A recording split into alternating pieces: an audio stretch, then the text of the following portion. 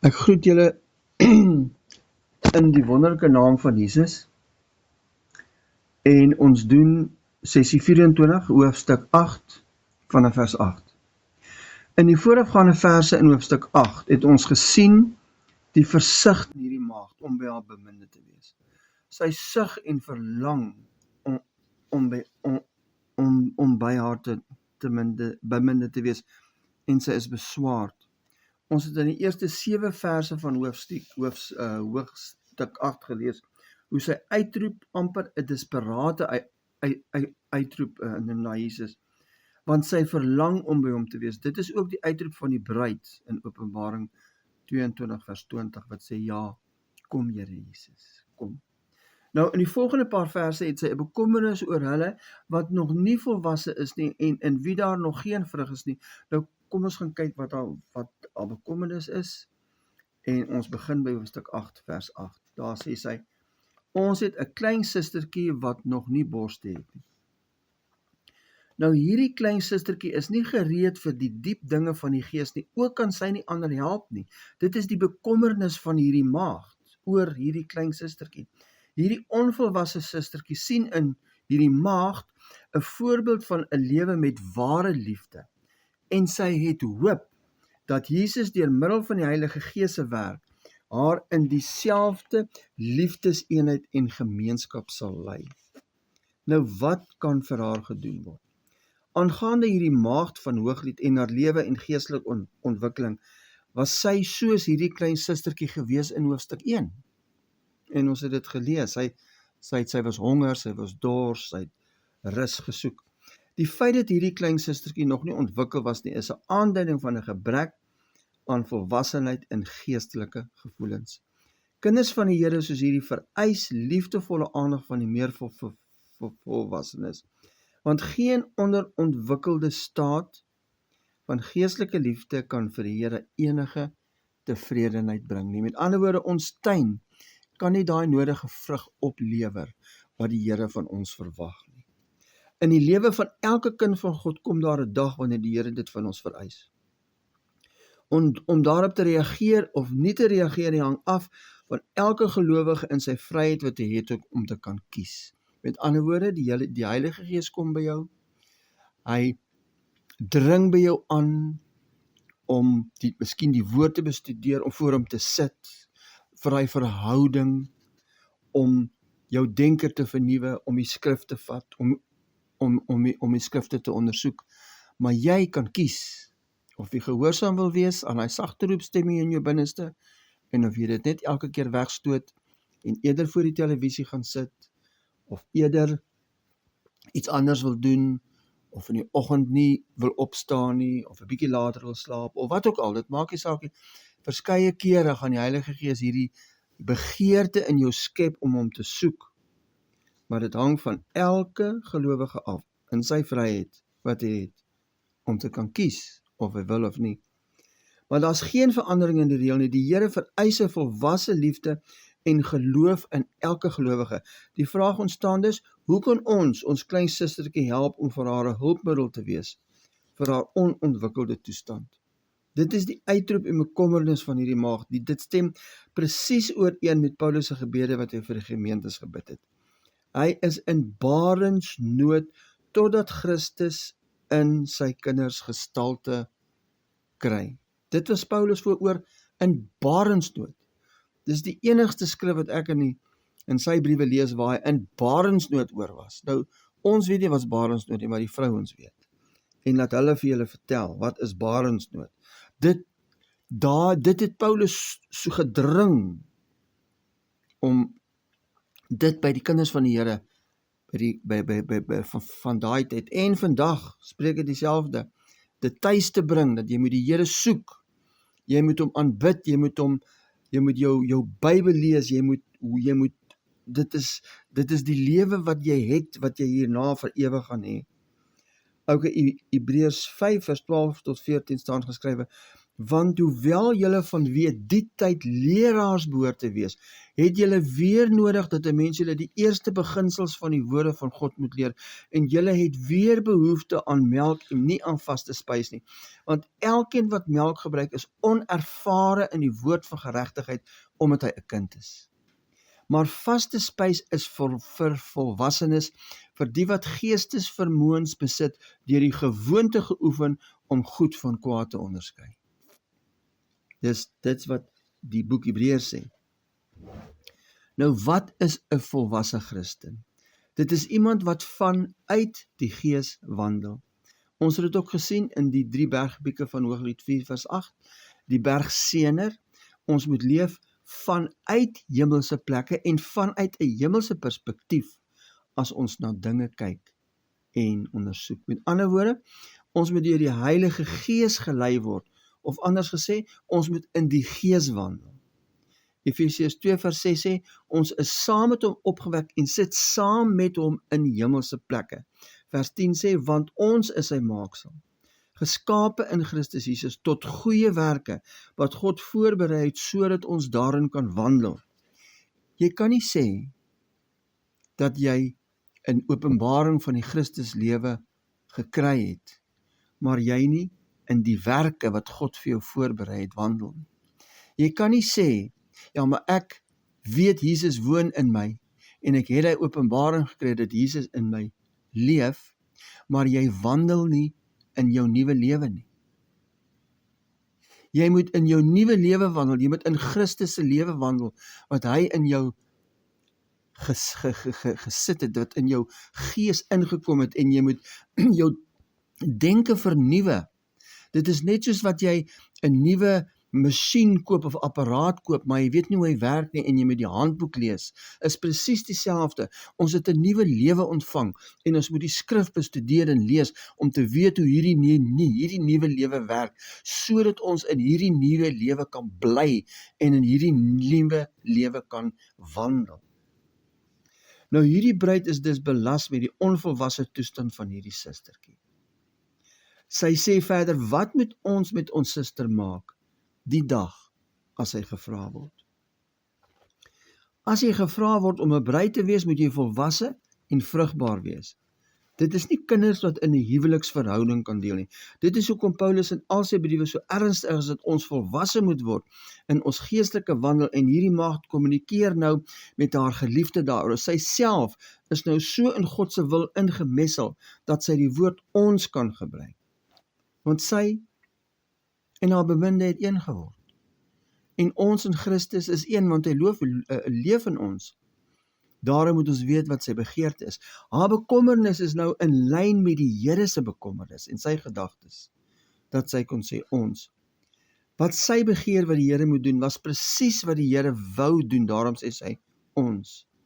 Sy was so volkome in eenheid en harmonie met God se wil, dat haar gebede nie meer 'n versoek was nie, maar eerder 'n uitdrukking van wat God se wil vir die sustertjie was. En die reaksie van haar geliefde bewys dat dit so was. Daarom het hy in hoofstuk 8 vers 9 vrae geantwoord. Met ander woorde, in hoofstuk 8 vers 8 het sy gevra, wat moet ons met ons suster maak, die dag as sy gevra word? En toe antwoord haar beminde vra, as sy 'n muur is, sal ons 'n silwerrand daarop bou. Nou, wat beteken dit? Die muur simboliseer dat sy die kwaad en sonde moet afskei. Ander woorde, daai wandel in die ou lewe moet afgeskei word en nie deel van haar moet maak nie. En dat sy eenkant gesit moet word vir Christus Jesus. Ander woorde, sy moet vanuit die nuwe lewe wandel. As sy alreeds geleer het om haar wil aan Jesus oor te gee en geloof in hom te hê, sal, onthou dit is die haar beminde wat nou hier antwoord, sal die Heilige Gees begin bou op daardie fondasie. Hy sal begin bou met silwer, wat verlossing voorstel. Onthou, sy antwoord was, as hy 'n muur is, sal ons 'n silwerrand daarop bou. Hy sal begin bou met silwer, wat verlossing is. Dit sal haar verdediging wees teen hulle wat haar afraai van 'n innerlike pad, saam met haar koning Jesus. Die mense sê mos, jy dink jy is heilig, is jy die enigste een wat heilig is? Of jy oordeel, of allerhande sulke goed, as baie keer mense wil help, en sien daar's probleme, en jy wil, sê, man, jy kan nie oordeel nie, of dink jy is nou heilig? Okay, 1 Johannes 2, vers 15 tot 17 sê, moenie die wêreld lief hê of die dinge wat in die wêreld is. As iemand die wêreld lief het, dan is die liefde nie van die Vader nie in hom nie, want alles wat in die wêreld is, die begeerlikheid van die vlees en die begeerlikheid van die oë en die grootsheid van die lewe, is nie uit die Vader nie, maar is uit die wêreld, en die wêreld gaan verby en sy begeerlikheid, maar hy wat die wil van God doen, bly vir ewig. En as hy 'n deur is, hy gaan aan om te antwoord. En as hy 'n deur is, sal ons dit met 'n sederplank toeslaan. As hy nou net deur die deur ingegaan het en begin het om die lewe van Christus te leer ken, sal ons haar opbou met genade. Ons sal haar toeslaan met seders van genade en karaktertrekke van die pragt en sterkte van die lewe van Christus. Aan die woorde, hulle sal haar help. Hulle sal haar bemoedig. Hulle sal haar opbou in die evangelie van Paulus, sodat sy versterk kan word. As hy 'n deur is, as hy die sleutel kan gee van die ingang van die lewe na Christus, hoe om sy opstandingslewe deelagtig te kan word, en om ander na die hoop van die roeping wat daar in Jesus Christus is te lei, sal Christus haar beklee met sy hemelse heerlikheid. Die sederplank is 'n simbool van Christus se lewe. Die hout simboliseer dat hy mens geword het, maar dat hy ook verheerlik is en sit aan die regterhand van die Vader. Paulus het verseker die sleutel tot hierdie groot waarheid gehad. En ons lees dit in Kolossense 1 vers 28. Hy sê, whom we preach, warning every man, and teaching every man in all wisdom. Nou wat sê hy? Hy sê, ons preek, ons praat met die mense, ons waarsku die mense. Nou vandag is daar groot probleme as die mense waarsku, soos ek nou gesê het. Eerste ding wat hulle sê, jy mag nie oordeel. Maar hulle verstaan nie wat oordeel is nie. En dan sê hy, teaching every man. So, hy leer, hy waarsku, en hy praat. Hoekom? That we may present every man perfect in Christ Jesus. Ons het ook bietjie voorheen gepraat oor hierdie skrif. Daai gedeelte, that we may present, beteken ons moet die mense reinstate. Moenie hulle afbreek nie, ons moenie hulle vir hulle verdoem nie, ons moet hulle reinstate, want Christus woon in hulle. Ons moet vir hulle sê, maar jy leef nie nou in jou nuwe lewe nie. Jy het net Christus se lewe in jou. Hoekom leef jy nog in 'n ou lewe wat gesterf het saam met Christus aan die kruis? Dit is hoe jy iemand reinstate. Sê vir hom, jy moet in 'n nuwe lewe leef. Jy is nie meer wat jy nou voorgee, jy is nie, jy's nog wêrelds, jy moet leef vanuit die nuwe lewe. Dit is wie jy is. Jy's 'n nuwe skepsel. God het jou 'n nuwe skepsel gemaak. Nou goed, hoofstuk 8 vers 10 sê sy, die beminde, die maagd, sy sê, ek is 'n muur en my borste soos torings. Hierdie bruid beskou haarself as iemand wat vir die Here afgesonder is. Hy het haar uit alles wat onrein, wêrelds en vleeslik was, uitgehaal. Anderswoorde, sy het 'n muur gebou. Sy het skeiding gebring tussen die ou lewe en die nuwe lewe. Haar opmerking oor haar borste was 'n verklaring dat haar geloof en liefde, afhangend van haar verwydering van die wêreld, vir hulle ontwikkeling gegroei het tot volle volwassenheid. Die Here het dit opgebou en het dit sterk in haar gevestig. Sy kan ander mense, sy kan babietjies voed, sy kan mense begin opvoed. Sy was voor sy aangesig soos een wat guns en vrede ontvang het. Sy het soos een geword wat 'n ware lewe van vrede geniet. Nou ons sien vanuit hierdie prentjie dat afsondering die fundament is van so 'n lewe. Ander woorde, skeiding tussen daai muur tussen jou ou lewe en die nuwe lewe. En dat ware vrede uitgereik word vanaf volwassenheid in geloof en liefde.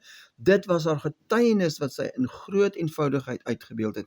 En volkome vry van enige skaduwee van selftevredenheid en selfvoldoening. Aan woorde, sy weet, die Heilige Gees is besig om haar lewe in te bou. En sy moet dit toelaat. Toe het ek in sy oë geword soos een wat vrede vind. Sy mag spog oor hoe sterk muur sy geword het, of hoe goed ontwikkel sy is, maar nee, sy het nie daaroor gespog nie, maar het slegs die eenvoudige stelling gemaak dat sy nou in die oë van haar geliefde eers wat genade ontvang het. Nou die boek Hebreërs sê in Hebreërs 6 vers 1, daarom moet ons nie bly by die begin van die prediking aangaande Christus nie, maar na die volmaaktheid voortgaan, sonder om weer die fondamente lê van bekering uit dooie werke en van die geloof in God. Die Here vereis van ons volwassenheid, maar hy forceer dit nie af nie. Ons denke moet vernuwe word, soos hy sê, vaste spys is vir die volwassenes, vir die wat geestesvermoëns besit, deur die gewoonte geoefen, om goed van kwaad te onderskei. Ons moet met die Here worstel en hom in ons lewens innooi, sodat ons denke vernuwe kan word. Hy vereis dit van ons, sodat ons denke vernuwe kan word, en ons kan ken, hom kan ken, en die krag van sy opstanding kan ken, en die gemeenskap aan sy lyde, terwyl ons aan sy dood gelykvormig word. Dis wat Paulus sê in Efesiërs 3 vers 4. 1 Korintiërs 3 vers 11 tot 15 sê, want niemand kan 'n ander fondament lê as wat daar gelê is nie, dit is Jesus Christus. En as iemand op die fondament bou, goud, silwer, kosbare stene, hout, hooi, stoppels, elkeen se werk sal aan die lig kom, want die dag sal dit aanwys, omdat dit deur vuur openbaar gemaak kan word, en die vuur sal elkeen se werk op die proef stel, hoedanig dit is. As iemand se werk bly staan wat hy daarop bou, sal hy loon ontvang. As iemand se werk verbrand word, sal hy skade ly, alhoewel hy self gered sal word, maar soos deur vuur heen. Ons gaan eendag voor hom staan, en ons gaan getoets word of dit wat ons gedoen het op aarde vleeslik was, of geestelik. Dit gaan getoets word met sy heilige vuur. Dit gaan verbrand word as dit vleeslik was, maar sal bly staan as dit in die gees was. Ons gaan volgende week 'n bietjie kyk na loon. Die volgende 2 verse handel oor loon. Dit is 'n wonderlike gedeelte, en daar is wonderlike dinge om daar te sien. Ek bid dat Jesus ons sal lei. Vader, ons kom bid in hierdie oggend. Sê dankie vir u wonderlike woord. Dankie dat u so bemoeienis maak met ons. En ons bid dat u ons nie sal los nie, Here. Genade op genade. Bid dit in Jesus naam aan.